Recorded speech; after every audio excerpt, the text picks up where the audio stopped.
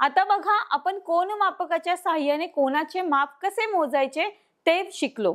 मग आता आपल्याला काय करायचे की दिलेल्या मापाचा कोन कसा काढायचा ते आपण पाहणार आहोत। आता बघा उदाहरण दिलेलं आहे की 70 अंश मापाचा कोन एबीसीडी काढा। एबीसी हा काढायचा आहे आणि एबीसी कोनाचा बी हा काय आहे शिरोबिंदू असून रेघ बीए व रेघ बीसी या कोनाच्या बाजू आहेत। आपण मग आधी अभ्यास केला मुलांनो की शिरोबिंदू कोणता आहे, त्यानंतर त्या कोनाच्या बाजू कोणत्या असतात। नक्कीच आपल्याला याच्यातून समजून येते मुलांनो की बघा 70 अंश मापाचा आपल्याला कोन एबीसीडी काढायचा आहे, एबीसी काढायचा आहे। एबीसी मध्ये हा बी काय आहे मुलांनो शिरोबिंदू आहे आणि बीए आणि बीसी रेघ बीसी या कोनाच्या काय आहेत मुलांनो बाजू आहेत। आपण मागे त्याचा अभ्यास केला होता त्याच्यामुळे आपल्याला माहिती आहे की बाजू कोणत्या आहेत आणि शिरोबिंदू कोणता आहे। प्रथम पट्टीच्या साहाय्याने बाजू बीसी काढायची। आता बघा बीसी हे किती मापाची काढायची ते इथे आपल्याला दिलेलं नाहीये, त्यामुळे आपण बीसी ही रेघ काय केलेली आहे बाजू काढून घेतलेली आहे। बी हा शिरोबिंदू असल्यामुळे त्या बिंदूपाशी 70 अंश मापाचा कोन काय करायचा आपल्याला काढायचा आहे। तर कोन मापकाच्या साहाय्याने बघा आपल्याला कोन मापक काय करायचं बी बिंदूवर ठेवायचा आहे। कोन मापकाचा केंद्र बिंदू बी बिंदूवर ठेवा। कोन मापकाची संदर्भ रेघ बाजू बीसी वर ठेवायची आहे आणि बीसी शी जुळेल अशा प्रकारे हा कोन मापक आपल्याला काय करायचं त्याची रचना करायची म्हणजे ठेवायची आहे। बिंदू सी च्या बाजूला आहे त्या बाजूकडील शून्याच्या खुणेपासून क्रमाने वाढणाऱ्या संख्या पहा। बघा क्रमाने वाढणाऱ्या ह्या संख्या आपल्याला बघायच्या आहे आणि इथे बघा 0 10 कोनमापक उचलला की बिंदू बी पासून 70 अंशच्या खुणेलगत काढलेल्या बिंदूतून जाणारी रेघ आपल्याला काय करायची आहे काढायची आहे। म्हणजेच बघा मुलांनो इथे आपल्याला हा बिंदू काढून घ्यायचा आहे। बघा आपण बीसी वर कोन मापक ठेवलेला आहे रेघेवर, ही संदर्भ रेघ बरोबर तशीच ठेवलेली आहे। त्यानंतर बी वर काय केलेलं केंद्रबिंदू ठेवलेला आहे। आपल्याला 70 अंशाचा कोन काढायचा म्हणून आपण इथे काय केलेलं आहे 70 अंश बघा शून्यापासून सुरुवात केली तर हा उजवीकडून आपण मोजत गेल्यावर इथे 70 येतात आणि आपण इथे टिंब काढलेला आहे। त्याच्यानंतर हा कोनमापक काढून घ्यायचा आहे मुलांनो आणि बी पासून इथे सरळ पट्टीच्या सहाय्याने अशी रेघ काढायची आहे। म्हणजेच हा आपला 70 अंशाचा कोन काय झालेला आहे मुलांनो आपल्याला तयार झालेला आहे। तर अशा पद्धतीने कोन मापकाच्या सहाय्याने आपण काय करणार आहोत हा कोन काढणार आहोत। बघा कोन मापक उचलला बिंदू बी पासून 70 अंशाच्या खुणेलगत काढलेल्या बिंदूतून जाणारी रेघ आपल्याला काढायची आहे पट्टीच्या सहाय्याने। रेघेच्या दुसऱ्या टोकाला ए हे नाव द्या। इथे आपल्याला काय नाव द्यायचं ए। कोन एबीसी हा किती अंशाचा झाला 70 अंशाचा झाला। बघा आता पुढे पाहूया आपण मुलांनो राहुल आणि सायली यांनी 80 मापाचा कोन पीक्यूआर खालील प्रमाणे काढला। आता बघा एक राहुल नावाचा मुलगा आणि एक सायली नावाची मुलगी आहे, तर त्यांनी काय केलेलं आहे मुलांनो की एक 80 अंशाचा कोन त्यांना दोघांनाही काढायला सांगितला आहे। तर बघा पीक्यूआर बरोबर मुलांनो पीक्यूआर। तर त्यांनी काय केलेलं आहे एकाने जो कोन काढलेला आहे तो अशा पद्धतीने काढलेला आहे आणि हा जो पीक्यूआर आहे तो अशा पद्धतीने काढलेला आहे। तर बघा मुलांनो या दोन कोनांमध्ये जर आपण फरक पाहिला मुलांनो तर नक्कीच आपल्याला कळेल की राहुलने काढलेला कोन हा आहे आणि सायलीने काढलेला कोन हा आहे। तर शिक्षक म्हणतात राहुल व सायलीने काढलेले कोन बरोबर आहेत का।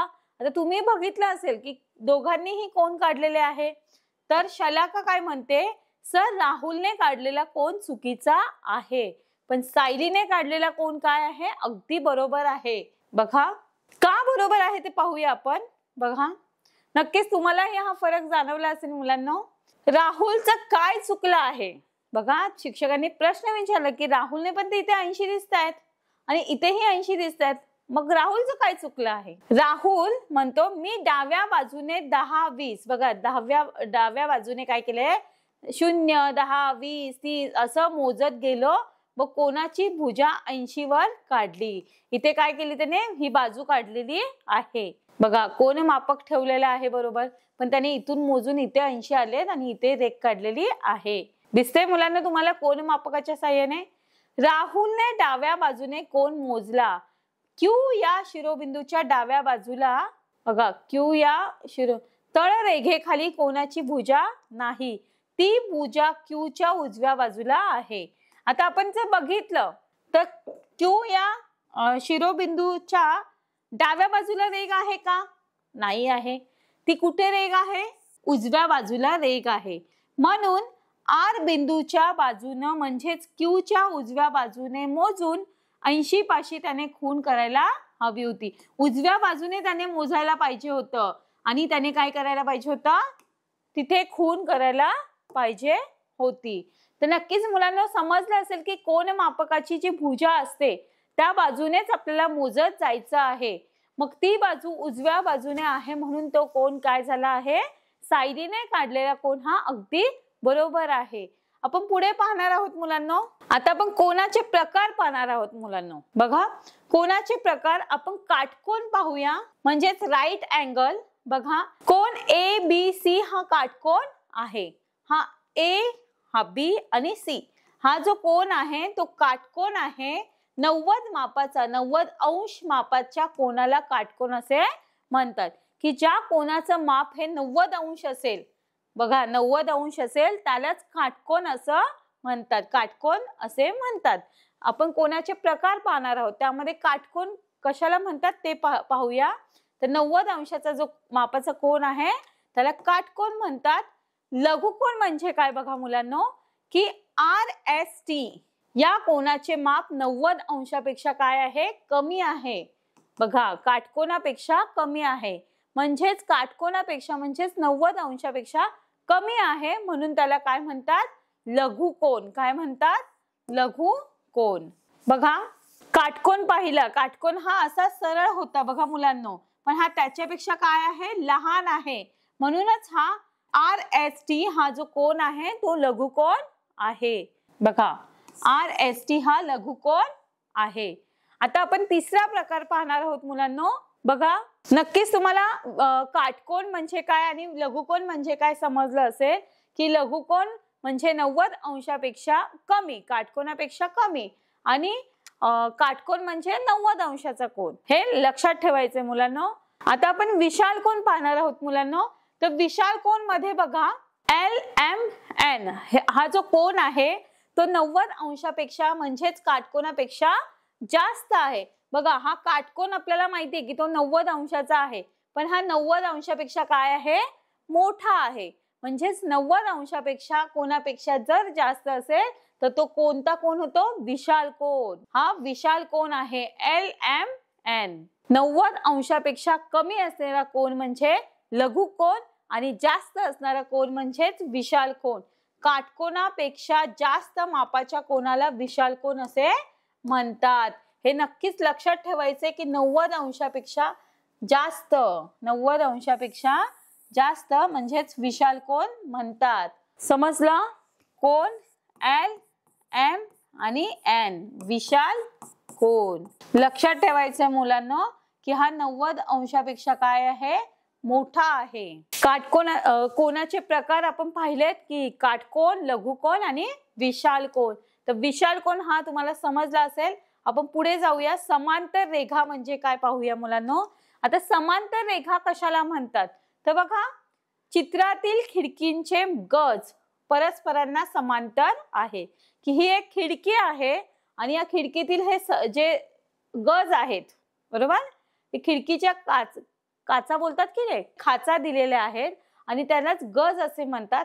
हे गज काय? परस्परांना समांतर आहेत. बघा ह्या ज्या लाल रंगाच्या आपल्याला दिसतात की नाही त्या चित्रातील सीडीच्या पायऱ्या परस्परांना समांतर आहे. बघा ह्या चित्रामध्ये आपल्याला या पायऱ्या दिसत आहेत, स्टेप्स बरोबर. तर या पायऱ्या काय आहेत? समांतर आहेत. एक आयताकृती कागद घ्या. आता आपल्याला काय करायचंय? समांतर रेख कशी असते ते पाहायचंय. एक आयताकृती आपण कागद घेतलेला आहे, त्याला अशी घडी घाला की एक कड समोरच्या कडाशी तंतोतंत जुळेल. आपण त्या आयताकृती कागदाला काय केलेलं आहे? घडी घातलेली आहे बघा अशी. अशाच प्रकारे आणखी एक घडी घाला. अशाच पद्धतीने आपण त्याला आणखी एक घडी घातली. त्यानंतर घड्या उलगडा. कागदावर दिसणाऱ्या घड्यांच्या रेघा पेन्सिलने गिरवा. याच्या रेघा दिसत होत्या त्या आपण पेन्सिलने काय केलेल्या आहेत, उमटवलेल्या आहेत, म्हणजेच गिरवलेल्या आहेत. त्यानंतर घड्या खोलल्या, म्हणजे आपण एकावर एक अशी घडी घातली, पण त्याच्यानंतर त्या घड्या आपण खोलल्या आहेत. आणि त्याच्यानंतर कागदावर ज्या दिसणाऱ्या घड्या होत्या त्यांच्यावर आपण पेन्सिलने काय केलेली आहे, रेघा मारलेल्या आहेत, गिरवलेल्या आहेत. बघा या ज्या रेघा आहेत त्या एकमेकांना समांतर आहेत. बघा परस्परांना काय आहे, समांतर आहेत. परस्परांना त्या समांतर आहेत. बाजूच्या आकृतीतील रेघा सारख्या लांबीच्या नाहीत. बघा आता ह्या ज्या रेघा दिसतायत तुम्हाला चित्रामध्ये, या सारख्या लांबीच्या नाही आहेत. ही जी रेघ आहे ती छोटी आहे आणि खालची रेघ ही मोठी आहे, तरी सुद्धा त्या रेघा समांतर आहेत. आता इथे रेघ एकमेकींना लहान मोठी आहे, पण तरी सुद्धा त्या काय आहेत, एकमेकींना समांतर आहेत. समांतर रेघा कोणत्याही बाजूला कितीही वाढवल्या तरी एकमेकींना मिळत नाही. तर समांतर रेघा म्हणजे काय, की ज्या एकमेकींना कधीच मिळत नाहीत. त्या कितीही वाढवल्या, पुढे कमी केल्या किंवा वाढवल्या तरी त्या रेघा एकमेकींना मिळत नाही. बघा आपण एक्झाम्पल पाहूया त्याचं. ही एक रेघ आहे आणि त्याच्यानंतर ही एक रेघ आहे, बरोबर.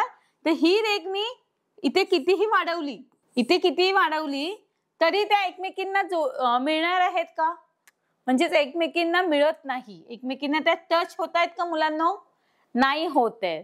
म्हणजेच त्या एकमेकींना मिळत नाही, फक्त त्या समांतर असतात. बघा नक्कीच तुम्हाला समजत असेल मुलांनो की त्या समांतर रेघा कशा आहेत.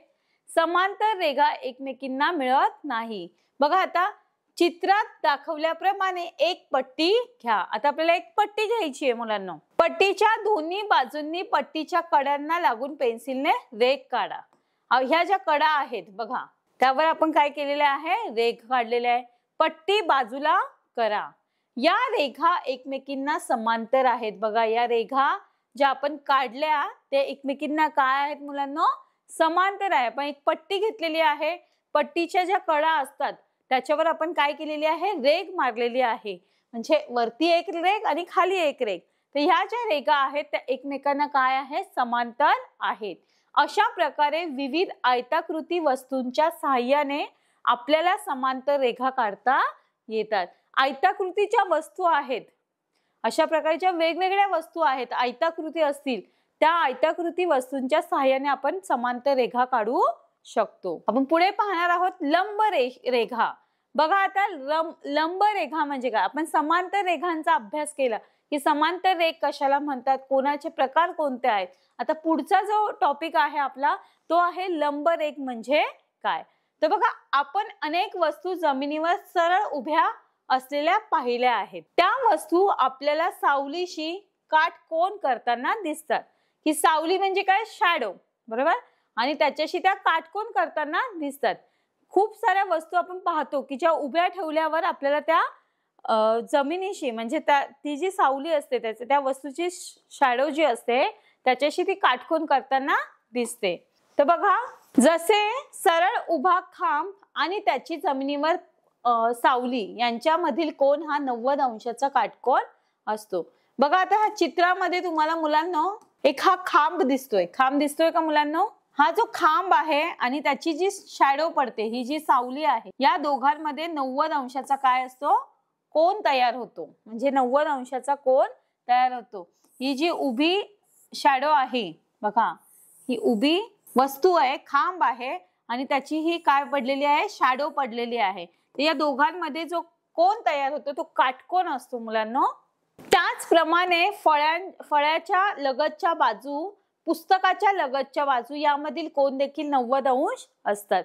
की आपण बघा आपला फळा बघतो, आपण शाळेमध्ये आपला फळा बघतो आणि त्या फळ्याच्या ज्या लगतच्या बाजू आहेत दोन, त्यामध्ये दोघांमध्ये काय काटकोन तयार होतो. म्हणजे काटकोन असतो, त्यामध्ये 90 अंशाचा कोन तयार असतो. त्यानंतर आपलं पुस्तक आहे मुलांना, आपण पुस्तकाचं जर निरीक्षण केलं आपल्या, तर त्या पुस्तकामध्ये पण काटकोन असतो. दोन बाजूंमध्ये, उभी बाजू आणि आडवी बाजू, या दोन बाजू जर आपण बघितल्या तर त्यांच्यामध्ये 90 अंशाचा काटकोन असतो. बघा ही एक आणि ही एक अशी बाजू दिसते तुम्हाला मुलांनो. जेव्हा दोन रेघा एकमेकींशी 90 मापाचा कोन करतात, बघा मुलांनो, जेव्हा दोन रेघा एकमेकींना काय करतात, जेव्हा एकमेकींशी जोडल्या जातात आणि 90 मापाचा कोन तयार होतो, तेव्हा त्या रेघा एकमेकींना लंब आहेत असे म्हणतात.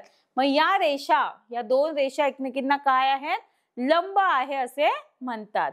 दोन रेखा लंब आहेत हे समजावणे यासाठी आकृतीत दाखवल्याप्रमाणे त्या रेघांना जोडणारी खून करतात. बघा, त्या रेघांना जोडणारी खून तयार करतात. ह्या आकृतीमध्ये आपल्याला दिसलेली आहे बघा मुलांनो, तो काटकोन आहे म्हणून वहीच्या लगतच्या बाजू एकमेकींना लंब आहेत.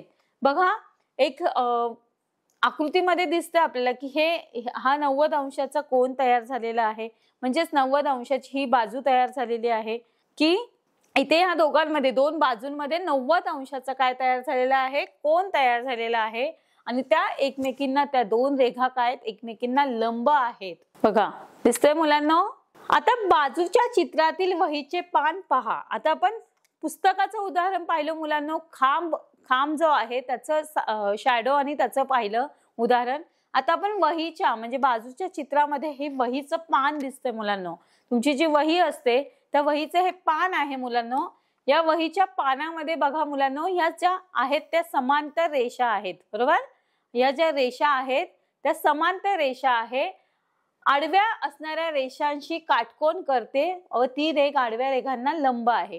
बघा, ही जी उभी रेघ आहे, बघा, पानावरील आडव्या रेघा समांतर आहे व पानावरील समासाशी काय करते, ती पानावरील समासाशी उभी रेघ, म्हणजे ही जी उभी रेघ आहे मुलांनो, ती आडव्या रेघेशी काय करते, समांतर आहे. आडवी रेघ ही काय आहे, आडवी रेघ बघा ही समांतर रेघ आहे, बरोबर.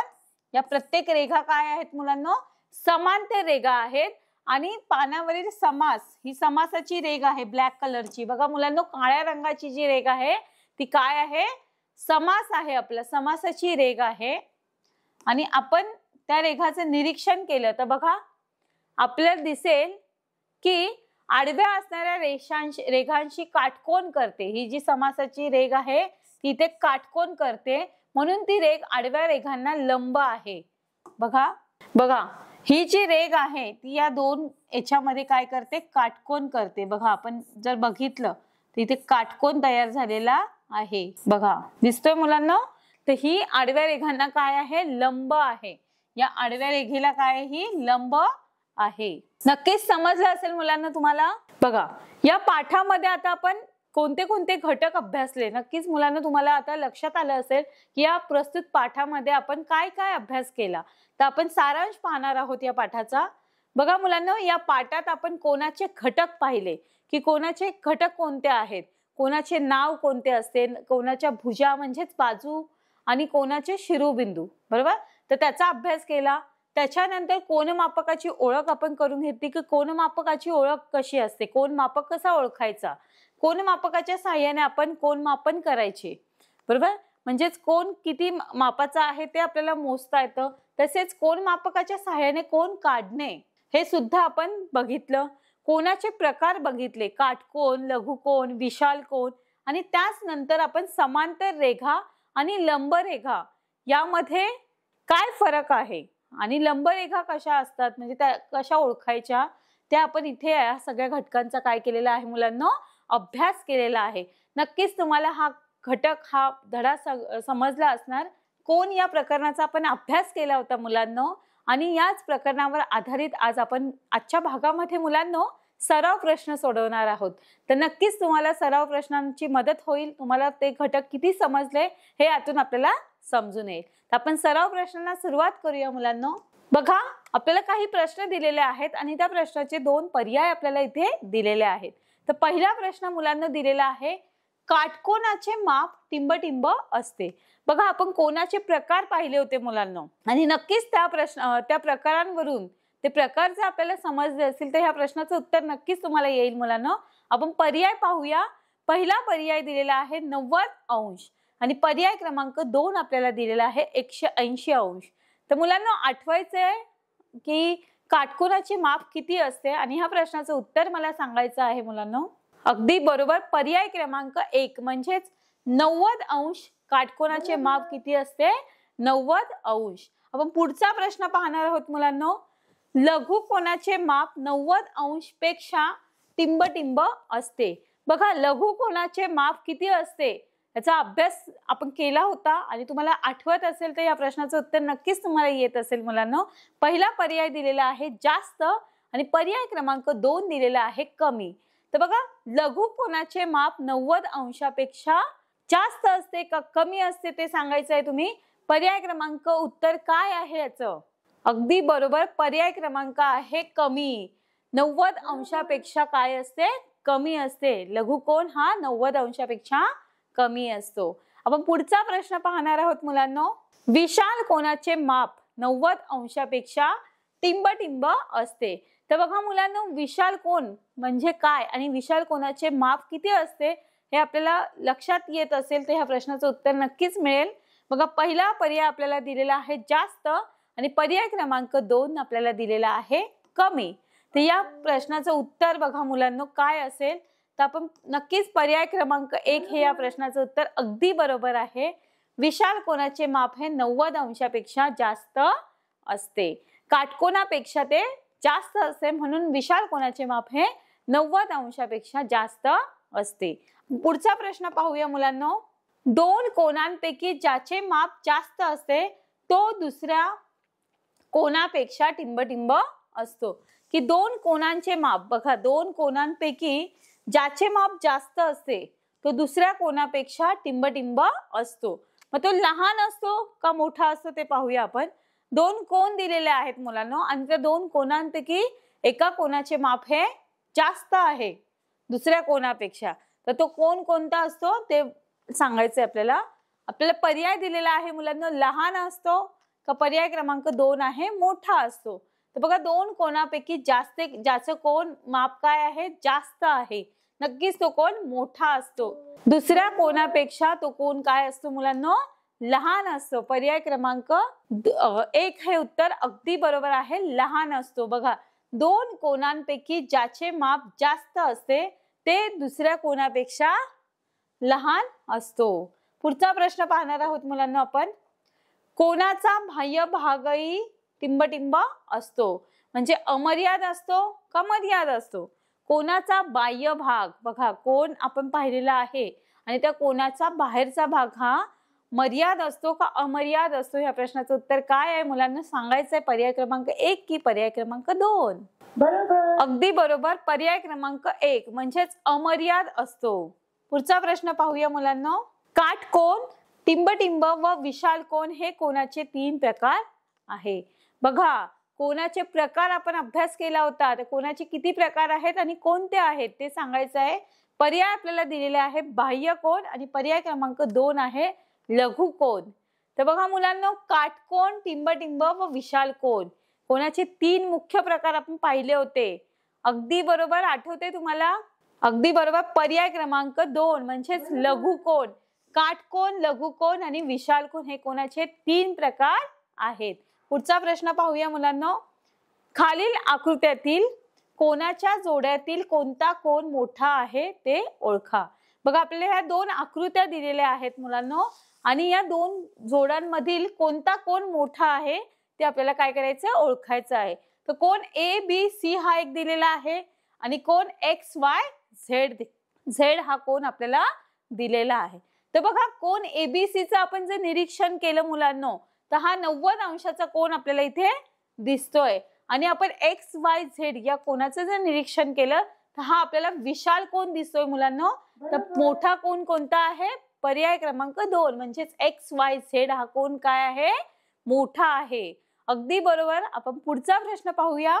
खालील आकृत्यातील कोनांच्या जोड्यातील कोणता कोन लहान आहे ते ओळखायचे. आता आपल्याला काय करायचे लहान कोन सांगायचा आहे. बघा कोन MNO हा एक दिलेला आहे आणि दुसरा आपल्याला पर्याय दिलेला आहे PQR. तर बघा या 2 कोनांचं जर निरीक्षण केलं तर तुमच्या लक्षात आलं असेल मुलांना की उत्तर काय आहे सगळ्यात लहान कोन कोणता आहे. अगदी बरोबर. पर्याय क्रमांक 2 म्हणजेच कोन PQR हा अगदी लहान लघु कोन आहे. पुढचा प्रश्न पाहणार आहोत. बघा खालील आकृत्यातील कोणांच्या जोड्यातील विशाल कोण ओळखा. आपल्याला आता विशाल कोण ओळखायचा आहे मुलांनो. तर पहिला जो कोण दिलेला आहे मुलांनो तो आहे EFG आणि दुसरा आपल्याला जो कोण दिलेला आहे तो आहे ABC. तर या दोन कोणांचं आपल्याला निरीक्षण करायचं आणि विशाल कोण कोणता आहे ते ओळखायचं आहे. नक्कीच तुम्ही ओळखलं असणार. अगदी बरोबर. पर्याय क्रमांक 1 म्हणजेच EFG. बघा ABC हा कोण काय आहे, काटकोन आहे, म्हणजेच EFG हे उत्तर आपलं अगदी बरोबर आहे. पुढचा प्रश्न आपण पाहणार आहोत. आपला शेवटचा प्रश्न आहे मुलांना, खालील आकृत्यातील कोणांच्या जोड्यातील लघुकोण ओळखा. आता आपल्याला या आकृत्यांमध्ये या दोन आकृत्या दिलेल्या आहेत कोणांच्या आणि त्यामध्ये लघुकोण ओळखायचा आहे. तर पहिला जो पर्याय आहे, पहिली जी आकृती आहे ती आहे कोण ABC आणि दुसरी आकृती आहे PQR. तर मुलांना या प्रश्नाचं उत्तर काय आहे? लघुकोण म्हणजे 90 अंशापेक्षा लहान. नक्कीच अगदी बरोबर. पर्याय क्रमांक 2 PQR हे या प्रश्नाचं अगदी बरोबर उत्तर आहे. बघा मुलांनो, अशा पद्धतीने आज आपण प्रश्नांचा सराव केलेला आहे आणि नक्कीच हे प्रश्न तुम्हाला समजले असणार. धन्यवाद.